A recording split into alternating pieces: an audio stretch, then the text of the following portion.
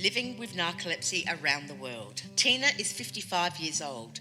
She lives with narcolepsy and cataplexy in Delaware in the United States. She was 13 when she began to have symptoms and 55 when she was diagnosed. I asked Tina to briefly describe how she lives with narcolepsy. She responded, now that she's on medication, that helps her a little. She still has to take naps and she has all of the same symptoms as before taking the medication.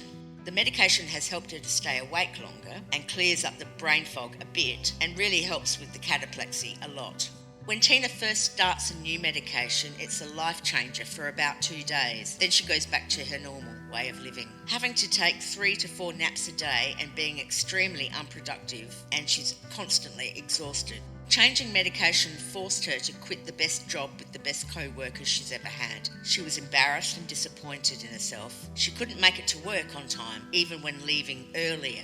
Tina's daily routine was to drive half an hour to take her grandchildren to school. They were always late. Then drive 15 minutes to take the youngest to daycare. She'd then take a 15-minute nap in the car before driving another 35 minutes to get to work, arriving late and exhausted. Tina was letting an amazing boss down, and she felt like a liar, and she knew that he was working with her. But with medication changes every other week, she was just useless at work and felt as though she was being unfair to him and to her co-workers. 3 hours into the working day, she'd find herself getting too sleepy to function 100%. Her knees would buckle, and then she'd go into automatic behaviour, even in front of or talking to customers. Naps were extremely essential during her half-hour lunch break. 3 hours before her shift was done, she'd find herself going into automatic mode off and on, lasting until the end of her shift.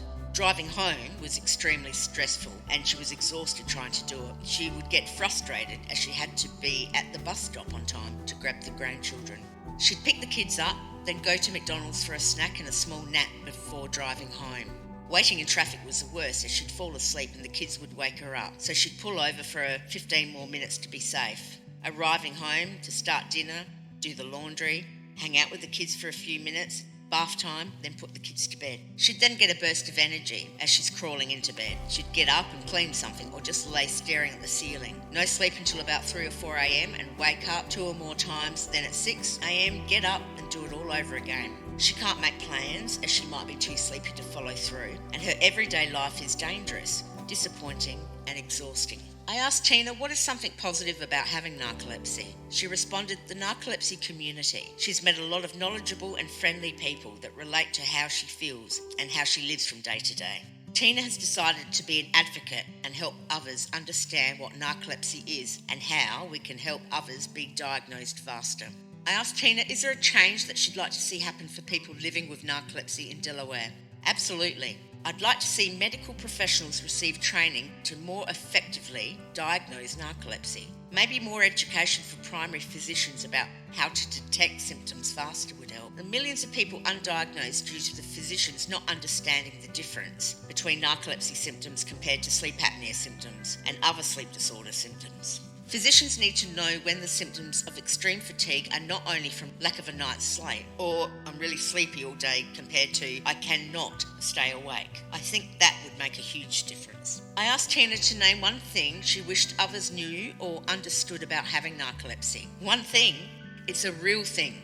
My sleepy isn't the same as a normal person's sleepy. So when I say I need to take a nap, I'm about to fall asleep. And with you saying, I get like that sometimes, or you haven't done anything, how are you sleepy?